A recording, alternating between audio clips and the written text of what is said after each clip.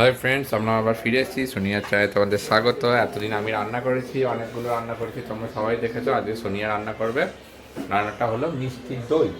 তো আমরা এটা প্রথমবারের জন্য করতে যাচ্ছি। কড়াই গরম হয়ে গেছে, তার মধ্যে আমি দিয়ে দেবো 1 চামচ মতো ঘি। এই রান্নাটা পুরোটাই সোনিয়া করবে, আমি জানি না এটা করতে, তো এটা সোনিয়া করবে আজকে। 1 চামচ মতন ঘি দিয়ে দিলাম, চিমনি চালিয়ে দাও। ঘি গরম হচ্ছে, ঘি গরম হয়ে গেছে। এরপর চিনি ক্যারামেল তৈরি করা হবে, তার জন্য চিনি দেওয়া হবে।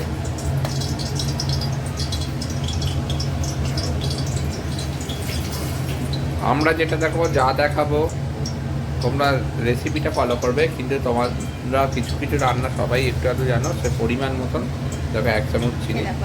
পরিমাণটা একটু আন্দাজ করে দেবে কীরকম করলে ক্যারামেলটা ভালো তৈরি হয়। চিনি দিয়ে দেওয়া হবে।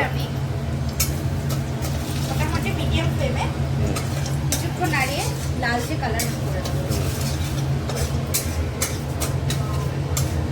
ঠিক আছে, একটু লাল হয়ে যাক কালারটা, তারপরে দেখো সবাই, ঘিয়ের সাথে চিনিটা মিশে ব্রাউন ব্রাউন রেড হয়ে গেছে। এবার কি দেওয়া হবে?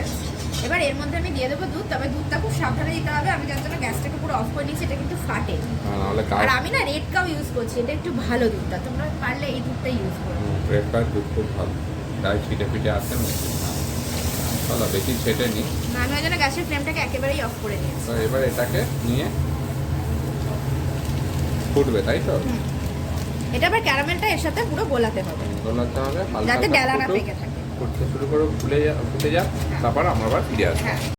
দেখো বন্ধুরা, দুধটা মিডিয়াম আঁচে ফুটেছে, অতি সুন্দর ক্যারামেলের কালারটা ফুটে উঠেছে, লাল লাল হয়ে গেছে দুধটা। এরপরে মেশাতে কি মেশাতে হবে? গুঁড়ো দুধ। এরপরে ক চামচ? 50 গ্রাম মতো। 50 গ্রাম মতন গুঁড়ো দুধ, মানে বড় চামচে, এই যে এরকম বড় চামচগুলোর, যেটা দিয়ে চিনি দিলাম, ওরই 4 চামচ। 4 চামচ গুঁড়ো দুধ। এবার এটা মিক্স হবে, তাই তো? এবার এটা মিক্স করতে হবে 4-5 মিনিট। ওকে, মিক্স হবে, তারপর ফিরে আসবে। তোমরা একেবারে ছেড়ে দেবে না, এরকম একটু নাড়াতে থাকবে। হ্যাঁ, আর বলে দিচ্ছি, ওই যে ক্যারামেলটা তৈরি করার পর দুধটা দেওয়া হলো, যার জন্য দুধটা লাল লাল হলো, ওটা কিন্তু তোমরা দেবে, ফোটাবে 5 থেকে 7 মিনিটের মতো, তাহলে এটা হয়ে যাবে। এটাও 3-4 মিনিট ফুটবে। এই যে তোমার ওই গুঁড়ো দুধটা দেওয়া হলো, এটাও 3-4 মিনিট ফোটার পরে জিনিসটা তৈরি হবে। ঠিক আছে, 3-4 মিনিট হয়ে চললো, প্রায় পুরো কমপ্লিট হলে আমরা ফিরে আসছি। দেখো বন্ধুরা, তৈরি হয়ে গেছে। এরপর আমরা দেবো 3 চামচ। ফ্লেমটাকে একটু কমিয়ে নিয়েছি। হ্যাঁ, ফ্লেমটা কমানোই আছে। যে কোনো কিছু অ্যাড করার আগে ফ্লেমটা কমিয়ে নেওয়া। এরপরে দেওয়া হবে 3 চামচ মতো। এটা আমি 500 গ্রাম দুধের করছি। হ্যাঁ, সেই পরিমাণই আমি তোমাদেরকে বলে দিচ্ছি। এর থেকে বেশি করলে ডাবল নিয়ে নেবে। 3 চামচ মতন চিনি দিয়ে দেওয়া হলো। তোমরা যদি মিষ্টি বেশি খেতে চাও আরো দিতে পারো। এরপরে এটা চিনিটা মিক্স হওয়া না পর্যন্ত এই হুইস্কার দিয়ে মিক্স করব। তোমরা চেষ্টা করবে এই হুইস্কার দিয়ে মিক্সড করা, তাতে এই বাবলস গুলো যে হবে না, এতে দইটা ভালো হবে, বসবে। ঠিক আছে, এটা তৈরি হোক, আবার তারপর আমরা ফিরে আসছি। এটাও 3-4 মিনিট হবে, তাই তো? দেখো বন্ধুরা, আমরা আবার 3-4 মিনিট পরে ফিরে এলাম। খুব ভালোভাবে চিনিটা মিশে গেছে, দুধটা টক করে ফুটছে, ফুল সময় হচ্ছে। তো ঘনটা ঠিক এইরকম মতন হয়েছে, দেখতেই পাচ্ছ। ঘন হয়ে গেছে। এরপরে কি করতে হবে? ঠান্ডা করতে হবে। এরপরে এটাকে আমরা বন্ধ করে নেবো, বন্ধ করে পুরোপুরি ফ্যানের তলায় ঠান্ডা করতে দিয়ে দেবো।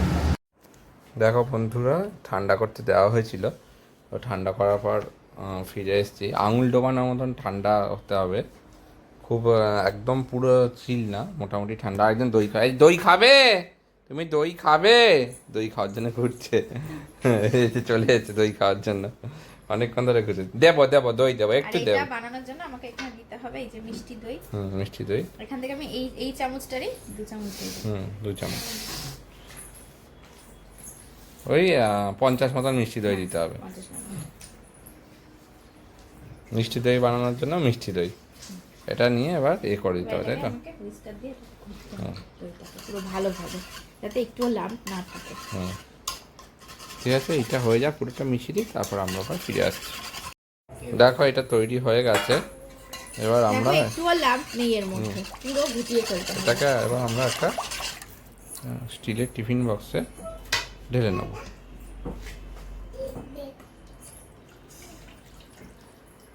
খুব সুন্দরভাবে পারফেক্ট শেপে একদম ঢালা হয়ে গেছে।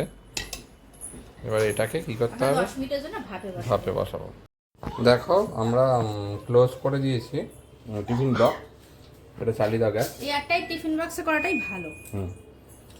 ক্লোজ করে দিয়েছি। এবার এটাকে আমরা ভাপে বসিয়ে দেবো। এটা আগে জলটা একটু টকবক করে ফুটবে। কতক্ষণ হবে ভাপ? 2-3 মিনিটে ফুটে যাবে, তারপরে টিফিন বক্সটার মধ্যে বসিয়ে। হ্যাঁ, কতক্ষণ? 10 মিনিট, 10-15 মিনিট। 10-15 মিনিট ভাপে রাখতে হবে। ঠিক আছে, জলটা ফুটুক, তারপর আমরা ফিরে আসছি। দেখো বন্ধুরা, জল একটু মুভমেন্ট করতে শুরু করে দিয়েছি, একটু লক্ষ্য করলেই দেখতে পাবে। তার মানে আমাদের ফুটে গেছে। এবার আমরা এটাকে বসিয়ে দেবো। এবার টকবক টকবক করে ফুটবে 10-12 মিনিট। আর উপর থেকে একটা ঢাকনা চাপা দিয়ে দেবো, এটা সম্পূর্ণ ভাপে থাকবে। ঠিক আছে, খুব সুন্দরভাবে ঢাকনা চাপা দিয়ে দেওয়া হলো। 10 মিনিট পরে আমরা আবার ফিরে আসবো। দেখো বন্ধুরা, ফুটে গেছে, জল থেকে এবার নামানো হচ্ছে। ভাপে ফুটে গেছে। 15 মিনিট তোমরা ফোটাবে। তো এটা সোনিয়া নামিয়েছে। এবার আমাদের আসল পরীক্ষা দেখি কি অবস্থা, কতটা সেদ্ধ হলো, কি হলো। সোনিয়া খুব টেনশনে আছে। ঠিক আছে, একটু খুলে নি আগে। হ্যাঁ, খুলে নাও। ঠিক আছে বন্ধুরা, আমরা আবার ফিরে এসেছি। আমরা খুলে দেখেছিলাম যে আমাদের এটা তৈরি হয়নি তখন। এখন আমরা আবার ফিরে এসেছি, আরও 15 মিনিট দিলাম, টোটাল 25 মিনিট মতন দিতে হলো। তো দেখো দইটা এরকম হয়ে গেছে, মানে দুধটা এরকম তৈরি হয়ে গেছে। এবার আমরা এটা ঠান্ডা হলে 1 ঘন্টা ফ্রিজে রাখবো। একটু ডিপ ফ্রিজেই দেবো, ফ্রিজে এসে জমে গেলেই এটা তৈরি হয়ে যাবে। দেখো কীরকম ফিগারটা হয়েছে, শর্টটা পড়ে পড়ে অনেক নিচে চলে গেছে, জমে গেছে। 80% জমে গেছে, ফ্রিজে গেলে আরও 20% জমবে, জমে দইটা তৈরি হবে। ঠিক আছে, আমরা আবার ফিরে আসছি এটা হলে। দেখো বন্ধুরা, আমরা এই মুখটা বন্ধ করে দিলাম।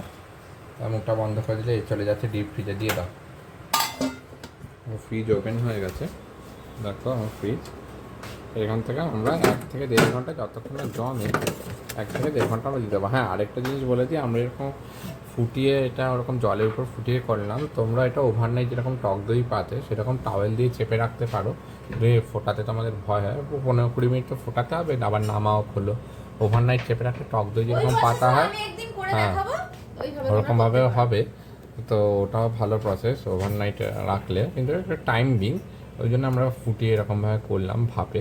তো আমরা 1-1.5 ঘন্টা পরে এটা খুলবো, খুলে আবার ফিরে আসবো, দেখবো কী অবস্থা। দেখো বন্ধুরা, আমরা 1.5 ঘন্টা বলেছিলাম, তবু আমরা 2 ঘন্টা রেস্টে দিয়েছি। 2 ঘন্টা রেস্টের পর আমাদের ওপেন হচ্ছে। সোনিয়ার বুক ডিক ডিক করছে যে তৈরি হয়েছে নাকি। চলো আমরা দেখে নিই এটা কী অবস্থা। চলো খোলা হোক।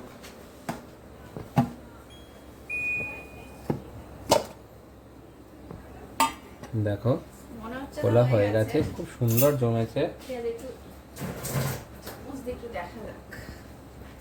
ছোট বাটিতে হলে বেশি ভালো। দারুণ তৈরি হয়েছে, দারুণ অসাধারণ তৈরি হয়েছে। দেখো এটা তো একটা সর, এটা ঘিয়ের সরটা দেখো, ঘিয়ের সর কি সুন্দর পড়েছে। দেখো পুরো তৈরি হয়ে গেছে।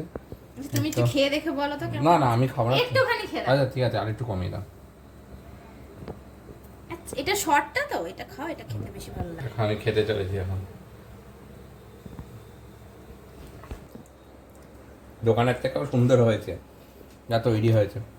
এখন আমরা এটাকে এখন তো রাখবো না, এবার তৈরি হয়ে গেছে, নর্মাল ফ্রিজে রেখে দেবো। দুর্ধর্ষ খেতে হয়েছে, অসাধারণ ফ্লেভার এসছে। তো এরকমভাবে তোমরা করতে পারো। শুধু ফোটানোর ব্যাপারটা আগে তোমাদের বলে দিয়েছি। তোমরা ওই না যদি ফোটাতে একটু ভয় পাও বা ওরকম জলে যদি করতে ভয় পাও, একটু টাইম বিংয়ের ব্যাপার আছে, 20-25 মিনিটের ব্যাপার আছে, তাহলে তোমরা ওভারনাইট রেস্টে রেখে দেবে পাতা দইয়ের মতন। তারপর এটা ফ্রিজে ঢোকালে হয়ে যাবে। ফ্যানের তলে অবশ্যই রাখবে রেস্টে, তারপর ফ্রিজে ঢোকালে এটা তৈরি হয়ে যাবে। টাওয়েল যদি ওটা রাখতে হবে। ঠিক আছে, যদি এটা ভালো লেগে থাকে ঘরে বানানো মিষ্টি দই, তাহলে তোমরা অবশ্যই কমেন্ট করে জানিও আমাদের কেমন লাগলো রেসিপিটা, তোমরা কী কী বানালে কীরকমভাবে।